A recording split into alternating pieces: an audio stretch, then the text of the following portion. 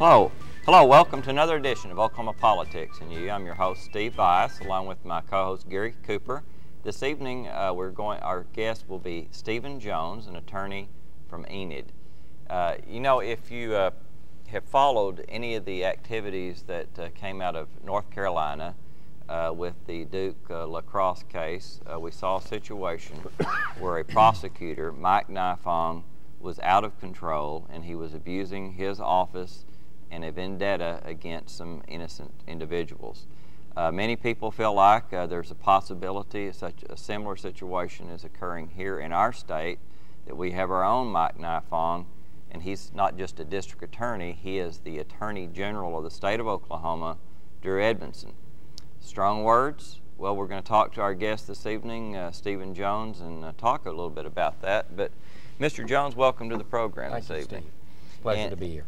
And before we get into Mike Nifong, or rather Drew Edmondson, let's talk a little bit about your background. And I know that you were our candidate for Attorney General in 1974. And our candidate for the U.S. Senate in 1990. That's correct. What other political experience have you had? Well, I served briefly as Republican State Chairman, and I'm on the Republican State Finance Committee. I worked as Richard Nixon's research assistant, personal assistant, before he became president in 1964 in New York City. And I worked in Washington for several years, up on the Hill as administrative assistant, legislative assistant to Don Rumsfeld. I wrote a book on Oklahoma politics, taught the subject, and I practiced law for 40 years and live in Enid. Okay. Well, let's talk a little bit about this situation with Drew Edmondson that has been in the news. There is a situation in Oklahoma County where we have a county commissioner, Brent Reinhardt, and his campaign manager or consultant, right, whatever the title is, Tim Pope, who's a former state representative.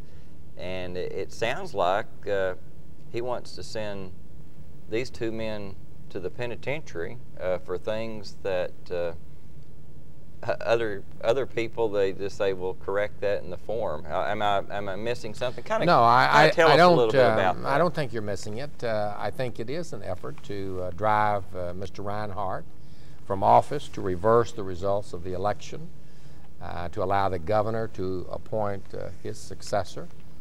It's clearly an effort to punish both of them by convicting them of felonies, to bankrupt them, to hold their names up to public scorn, to embarrass them.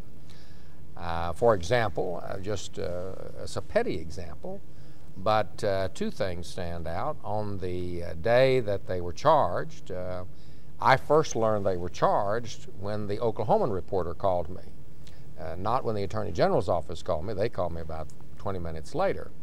And they said that Tim had till 6 o'clock to turn himself in. They would withhold the warrant. Well, had Tim turned himself in before that, that would have meant he would have spent a night in jail.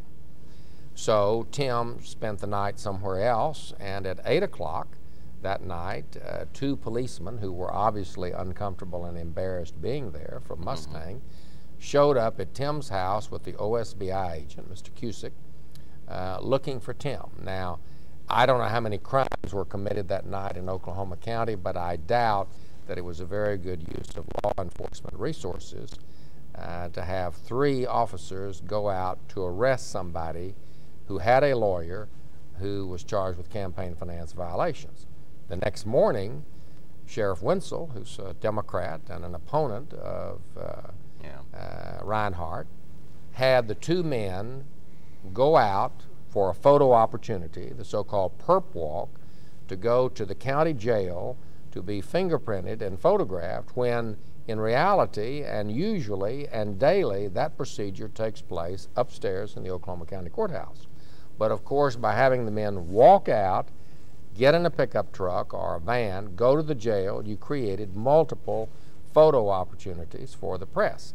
Now, in this case, it backfired because of the dramatic headline the next day by Reinhardt. But it's a political process. It's all about politics. It's politics by other means. Okay, well, kind of give us a synopsis of exactly what is it that Drew Edmondson is charging these two men with? Well, multiple felonies, but in reality, and they're charged with conspiracy against the state, perjury, and all of that. But that's all window dressing and hyperbole. What they are specifically charged with, and it all grows out of the same incident, is that the Oklahoma Assembly PAC, Political Action Committee, known as Okra PAC, collected money from 3 individuals, donated that money or used that money for Brent Reinhardt's 2004 primary campaign when they had already contributed the maximum to Reinhardt's campaign. Now, that's not a crime. It surprises a lot of people to know it's not a crime. That's why people give PACs. If you're running for office and I want to support you, then I give you the money, and let's say that I'm able to give you the maximum, then I look around for a PAC that I believe is also supporting you, and I contribute money to the PAC. Now, what the law says is my contribution can't be earmarked to you, although earmark is not defined. Some 50 words are defined in the Act, but earmark is not one of them. Well, I agree with that. Yes. But the question is, what's an earmark?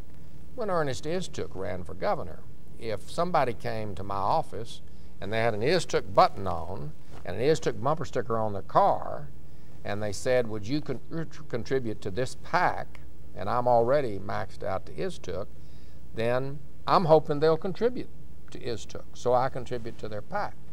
So what Edmondson has done is take a very vague law, regulation actually, and criminalized it when it's never been criminalized before. No one else has ever been charged with this.